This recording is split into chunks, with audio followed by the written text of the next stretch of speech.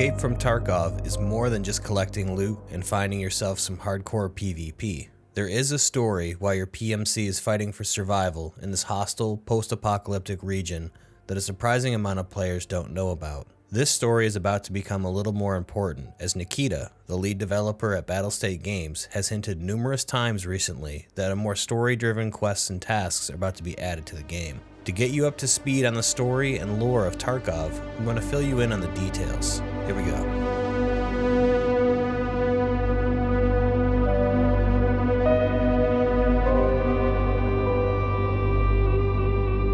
To truly understand the full story of Tarkov, you first need to know that the lore of this series is actually the result of 3 different game projects, all produced by Battlestate Games, that also have supporting content such as concept artwork and even books and novels. The 3 games are Contract Wars, Escape from Tarkov, and Russia 2028. Contract Wars was BSG's first successful game and set the scene for events and games to come later. While the game itself is light on lore, it did have a lot of backstory planned and conceptualized, but most of that was saved for later games. In reality, Russia 2028 is BSG's true vision of the story of Tarkov, and it's been rumored that Contract Wars and Escape from Tarkov are just stepping stones until they secure the funding and studio size required to make such an ambitious open-world game. But for now, just know that all of these game stories are intertwined. Let's get on to Tarkov itself.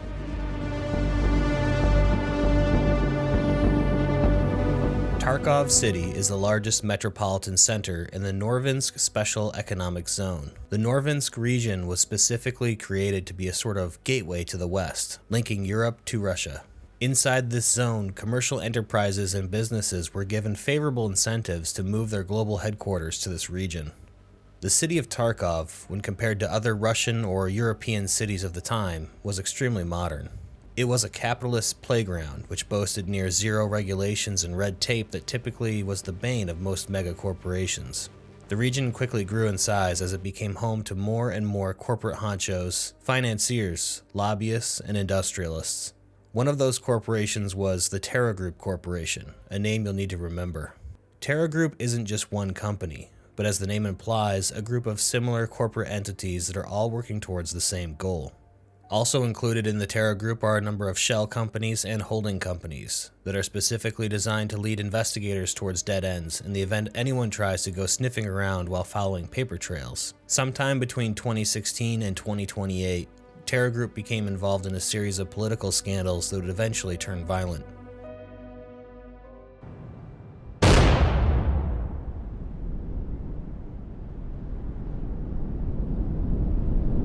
June 15th, sometime in the late 2000s. As the global war on terror rages in the Middle East, a small human rights publication by the name World Justice publishes a public newsletter about a curious event taking place deep within the Congo.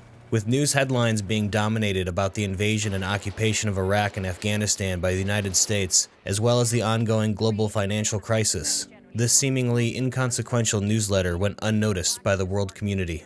Charges have been levied against the multinational corporation TerraGroup by a court in Brazzaville, in the capital of the Federal Republic of Congo, for illegal mining operations, as well as the use of private security agencies against the local population. These charges are serious, as this region of Africa, like many others, has been stricken with intense and bloody civil war for decades, and now matters are only getting worse. Not only have TerraGroup been using PMCs against the locals, but USEC has also been illegally arming local bands of rebels and insurgents, fanning the flames of war and insurrection across the country. But what may be even more alarming is the business TerraGroup is engaging in. TerraGroup arrived in Congo sometime in 2008 and immediately took over a controlling stake in the mining and export of copper and zinc.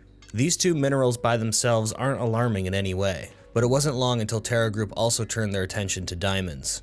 And worse yet, it is now apparent that TerraGroup is actively engaging in the mining of uranium ore.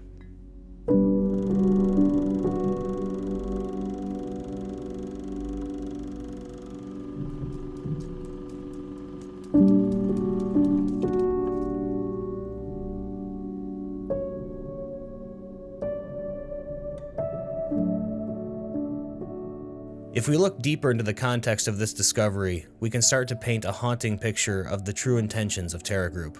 It's not a secret that TerraGroup is preparing itself for a conflict of some kind. In the timeline of Escape from Tarkov, this is one of the very first stories to be released about TerraGroup's intentions. This takes place several years before the collapse and containment of the Tarkov region, but is an important clue of what may come. First, let's look at what TerraGroup is mining: zinc, copper, diamonds, and uranium.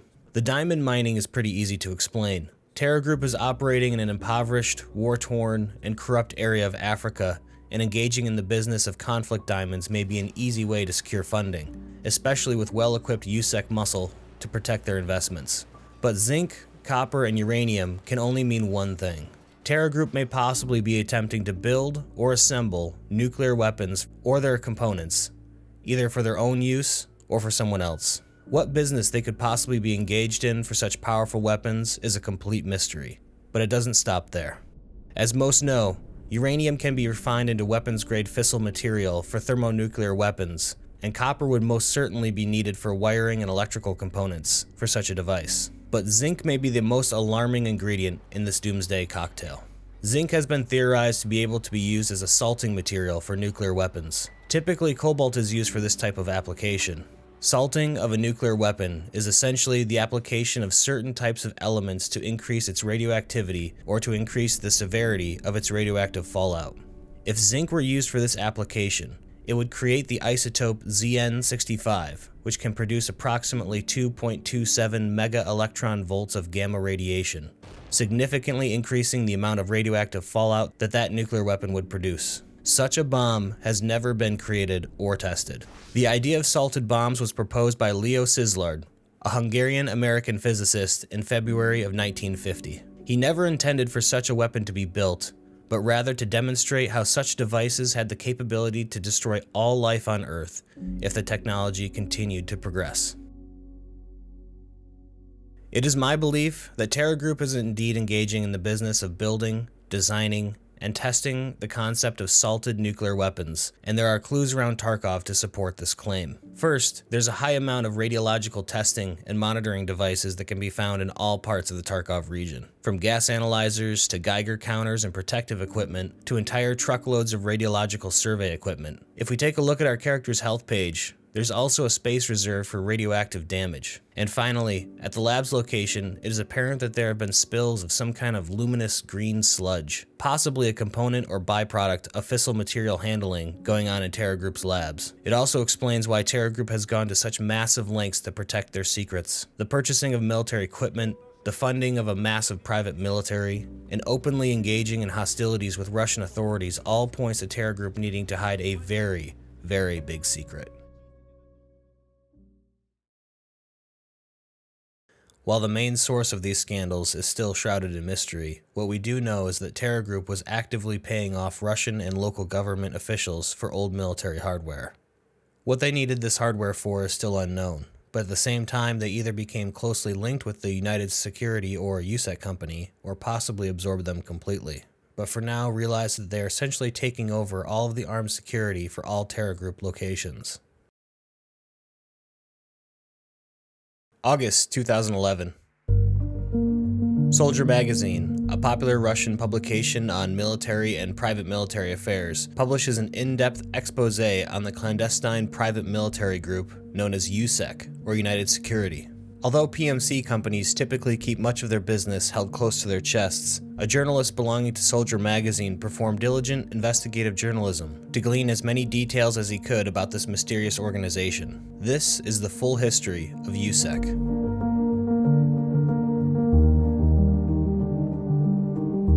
The story of USEC starts with Brian Kernighan, an American businessman born and raised in an unknown southwestern state, possibly Texas. His parents owned a lucrative trucking business that routinely hauled goods to and from Mexico. When Kernighan came of age, he inherited the family business and took over as president of the company. With routine border crossings across one of the most notoriously dangerous areas in North America, Kernighan underestimated the dangers associated with the family business. This was an issue his parents never had to endure, but as cartel and gang violence continued to grow along the US-Mexico border, Kernaghan began to receive reports of his trucks being attacked and hijacked by cartel gunmen. As these incidents continued to increase in frequency and even resulted in the deaths and kidnappings of some employees, Kernaghan began to hire armed guards to serve as escorts for company tractor-trailers hauling valuables amidst the sprawling gangland that continued to grow along the border areas. This decision proved to be lucrative, and Kernaghan's trucks could now ship even more valuable products with far fewer losses now that they had hired guns to guard their cargo. Being a sensible businessman, Kernaghan soon realized that it would be far more profitable to build his own private security company rather than hire guards from other companies. At the same time, Kernaghan ordered that all trucks that are to be making border crossings are to be up-armored, something that was nearly unheard of in the American trucking industry, but it was a decision that proved to boost profits even higher. As Kernaghan's side business continued to grow, he began to take on clients that didn't need goods transported, but rather desired his armed escorts instead. The writing was on the wall, and Kernaghan realized there was far more money to be made in private security and military work than there could ever be made in trucking.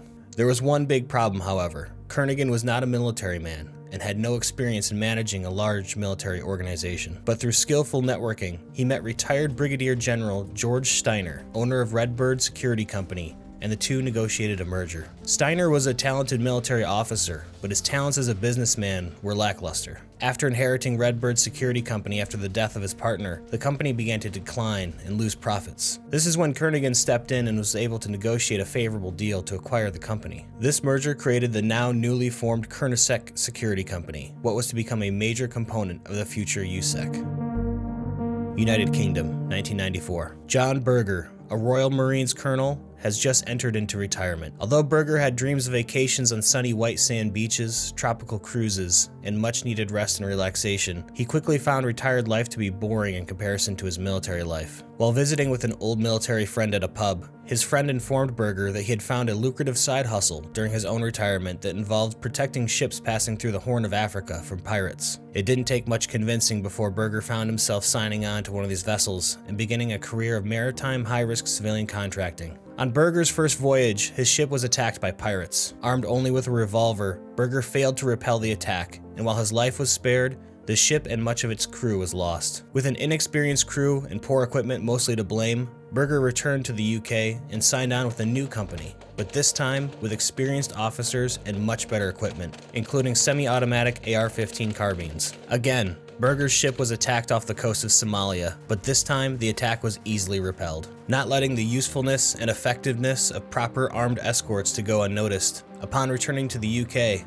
Berger establishes the Safe Sea Maritime Paramilitary Transport Company. During the growth of Safe Sea, Berger met Ronald Henry Hunt, a former UK civil servant and who would go on to become the head of business development for USEC. Hunt helped Berger acquire one government contract after the next, and soon Hunt encouraged Berger to grow Safe Sea into an international level, suggesting a merger with the American USEC company. The negotiations were successful, and in 1999, USEC merged with Safe Sea to form the United Security Company, or USEC. With the shrewd business qualities of Kernaghan, military experience of George Steiner, management skills of Berger, and diplomatic prowess of Hunt, USEC immediately began to make a reputation for itself around the globe. Within just a few years, USEC gained the attention of the Pentagon as the invasion of Iraq began to roll out. But USEC was only one of dozens of hired PMC groups in Iraq, with their reputation being shadowed by larger and much well-known organizations such as Blackwater. But what led USEC to come out on top was not because of anything they did right, but because they didn't do anything wrong. With few exceptions, nearly every PMC group in Iraq experienced some kind of scandal, besides USEC. By 2007, USEC had built up a reputation of strict professionalism and attention to detail. Most notably, above all else, their operators never ever allowed details to leak of any kind of the nature of their business. This reputation caught the attention of the multinational corporation TerraGroup, which signed on USEC to take over all armed security at all TerraGroup locations. With American and British soldiers entering retirement after completing their tours of duty in Iraq and Afghanistan, there was also now a massive pool of eligible and experienced recruits for USEC to hire. But USEC would not go without a spotless record that was free of scandal forever. Sometime around 2009, USEC brought on Gus Van Sant, a former U.S. Army Green Beret, onto their board of directors as the Director of Special Operations. It wasn't long until a scandal erupted in the Democratic Republic of Congo. Gus Van Sant is an extremely important name that you'll need to remember. As of today, USEC employs around 15,000 to 18,000 employees, with 7,500 trained warfighters across several countries. In the timeline of Escape from Tarkov, it is estimated that 500 to 1,000 USEC operators are now trapped within the blockaded Tarkov region, desperately attempting to both hide or destroy TerraGroup's secrets, as well as survive and extract from the area. Meanwhile, TerraGroup has also been illegally acquiring real estate and structures all over the Tarkov and Norvinsk region and setting up laboratories for research and experimentation by one of the TerraGroup subsidiaries, TerraGroup Labs. As TerraGroup's footprint in the region continued to grow, so did interest in its illegal activities by the Russian government. Investigations were launched and quickly stifled by USEC, sometimes violently. As investigations went cold and bodies started to go missing, news from the Tarkov region finally fell on the ears of the United States government and the UN.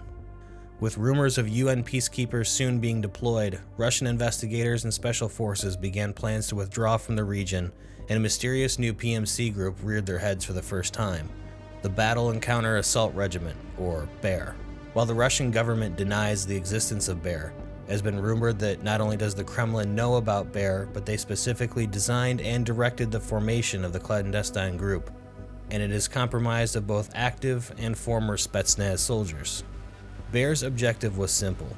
While acting as a sterilized, independent military force, get to the bottom of TerraGroup's true plans and objectives in the Tarkov region, and find out why they've gone to such great lengths to protect their secrets and dealings.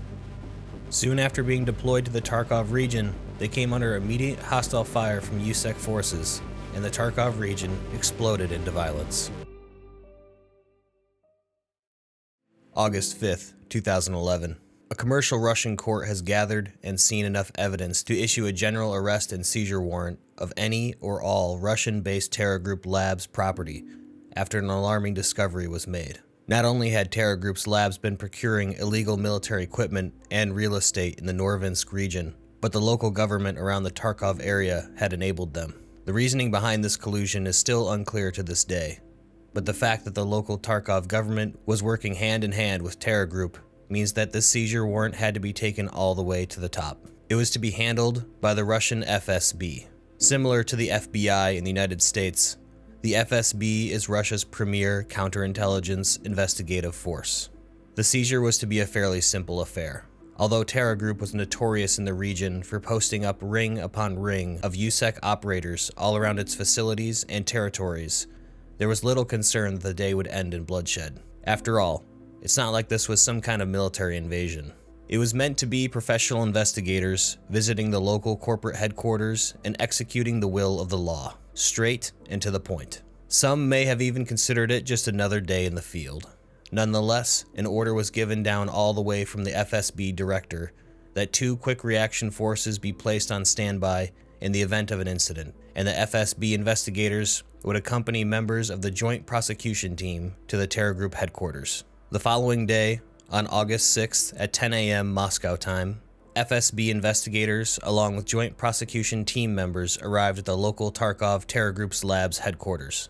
Upon arrival, they were greeted by numerous, seemingly unarmed security personnel at the front desk. When supplied with arrest and seizure warrants, they were immediately denied entry and asked to leave while TerraGroup security members attempted to usher investigators out of the building. Following a predetermined protocol, FSB and investigators complied in an attempt to de-escalate the situation. Back at their armored SUVs in the parking lot, FSB command relayed the decision that both quick reaction teams would be deployed and that a forceful entry of the building would be attempted. Within seconds, black tinted glass SUVs came roaring into the parking lot from a variety of directions, with all black clad and armored FSB operators riding on the outside of the vehicle with specially designed fast insertion hand and footholds installed on the vehicles. What was supposed to be a calm and orderly warrant service was quickly about to become a violent and chaotic battleground. Team 1 stacked up on the main entrance while Team 2 prepared a mobile tactical ladder to breach the second-story office. As soon as the order was given to breach, both teams made entry at the same time and complete and utter chaos ensued. Immediately upon entering, the point man of Team 1 was stitched from groin to chin with staccato machine gun fire from behind the front desk of the greeting hallway. As the rest of Team 1 took cover to the left and to the right wherever they could, Team 2 was reporting they had made contact with a large amount of uniformed and marked USEC PMC operatives on the second floor. It was clear to all that TerraGroup was well prepared for such an event. Despite the professional office setting, Team 2 was reporting the use of hand grenades, as well as visible heavy weapons being carried by some USEC. It was at this point that both FSB teams began calling for reinforcement from Oman, which is basically the Tarkov City SWAT team belonging to the municipal Tarkov police. The battle that ensued lasted 45 minutes against an unknown amount of USEC operatives. It quickly became apparent that due to the casualties FSB and Oman forces were sustaining, that they would quickly become overwhelmed and annihilated. The retreat order was given, and as the quick reaction teams covered for one another, abandoning their dead and dying, they made their way towards their armored SUVs in the TerraGroup's lab's parking lot. As the final team members grabbed onto the handholds of their SUV containing numerous investigators and officials, a rocket-propelled grenade was fired from the second-story window by an unknown USEC operator.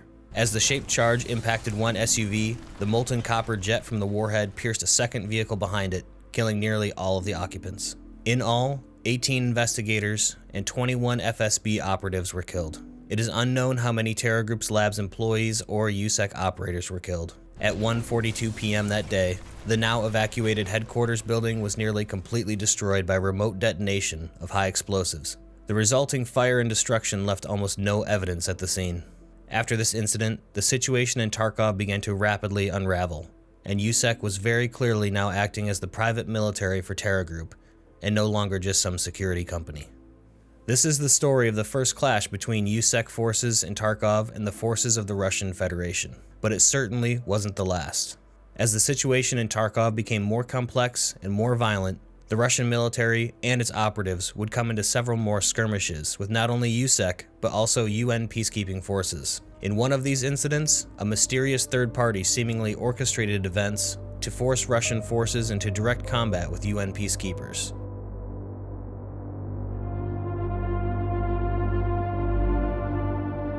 Within weeks of the fighting between Bear and USEC starting, the Russian government sealed off the Tarkov region to prevent violence from spreading, but also to prevent more outside Western parties from deploying forces to the region. The risks were clear. If more UN peacekeepers were to be deployed, or worse yet, if actual uniformed troops from a NATO-allied country or even the US soldiers arrived, it could potentially result in open conflict between Russian and NATO armed forces that could quickly spiral out of control into full-blown conflict between nuclear powers.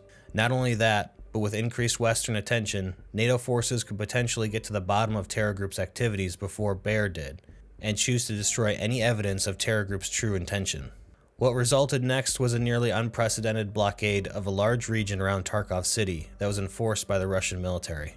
And while no fly zone had been established in the region, supply drops and clandestine helicopter insertions would be observed by all sides and all times of day and night by unmarked craft. Soon after the evacuations were completed and the area sealed off, a curious event was observed by UN peacekeepers in the region. A rather large portion of the civilian population had elected to stay behind in Tarkov and attempt to thrive in the now truly lawless environment. These civilians were assumed to be everything from common street thugs to former members of the military and even former PMCs that become disenfranchised with the goals of their employers. These scoundrels, ruffians, and thugs quickly became affectionately known as scavs, or scavengers, and typically roamed the streets of Tarkov in small groups, sometimes just looking for food or supplies, but other times looking for trouble. With a power vacuum in Tarkov now in full effect, some of these scav groups started to organize around regional warlords as their nucleus. Through intimidation, outside connections, or sometimes just brute strength and ruthlessness, these warlords became the organizers and bosses of bands of scavs and built up a fearsome reputation in various sectors of Tarkov. You might know them as scav bosses, and they go by the names of Reshala, Killa, Glukar, and a few others. These warlords also served as intermediaries to the outside world, sourcing weapons, ammunition, and supplies for their followers, and soon, what was only a minor annoyance for the PMCs in the region evolved into a serious threat. As reliable sources for food, water, and electricity in the region diminished, these scavs became increasingly desperate, and their attacks on the relatively well-equipped PMC and UN forces increased both in frequency and ferocity.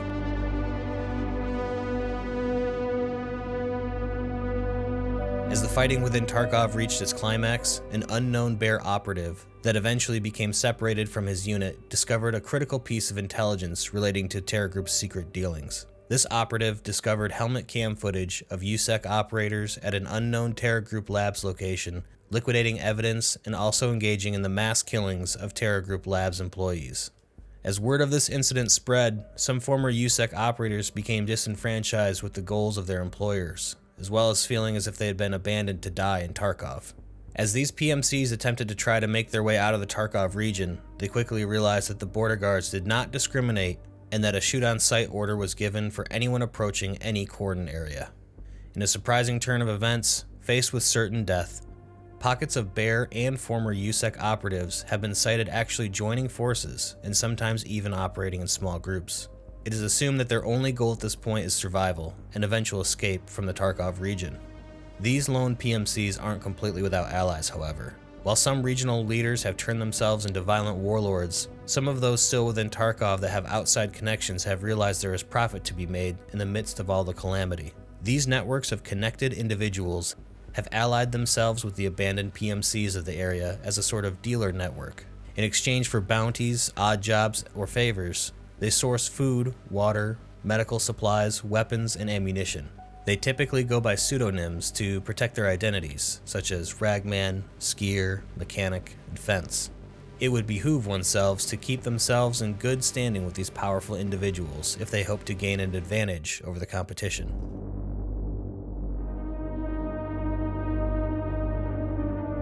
And now we've come full circle to where you and your PMC begin their journey in Tarkov. Tarkov has been sealed off now for quite some time. You've become separated from your faction, regardless if you've chosen Bear or USEC. Scavs are becoming increasingly well-equipped and adapted to the violent and lawless life in Tarkov, serving their respective regional warlords. The UN peacekeepers, first sent to Tarkov to broker a peaceful resolution between the warring factions, has exposed itself to being just as corrupt and easily manipulated as any other faction within the region, committing genocide on the local population, funding violence, and playing both sides when it stands to benefit them. And with a constant era of violent tension, factionalism, and fractiousness, fanatical scavengers have organized themselves into a sort of cult. Their goals and leadership are as enigmatic as the TerraGroup itself. Meanwhile, there are still secrets and evidence of TerraGroup's dealings to be discovered. Soon, routes to the heart of the city will open up, and your rogue PMCs will have new mysteries and dangers to explore. If you feel like you've only gotten part of the story, that's because you're right. The story of Tarkov is more complex than we realize, and it's only half written. As Escape from Tarkov continues to develop as a game, more of the story will become apparent. BSG has also done a great job of providing supporting content that gives us clues to the lore in the forms of novels and their phenomenal Raid live-action series. I don't know about you, but I'm very interested to see how the story of Tarkov evolves and eventually ends. But until then, let me know what you think of the story so far. Do you find it interesting? What do you think the TerraGroup has been doing with all these labs and military equipment? And do you think the violence within Tarkov will stay contained there, or will it burst out into the larger world? Maybe even with large-scale military conflicts. Whatever your thoughts are, leave them in the comments below. If you'd like me to do a video sharing some of my theories, let me know in the comments as well. If you'd like to see me stream Tarkov, go check me out on Twitch. I stream 5 days per week, and I'd love to have you stop by. A link is in the description. I always appreciate your feedback, so please leave me a thumbs up if you liked this video, or a thumbs down if you didn't. I'm Jeff with EUL Gaming. Good luck out there.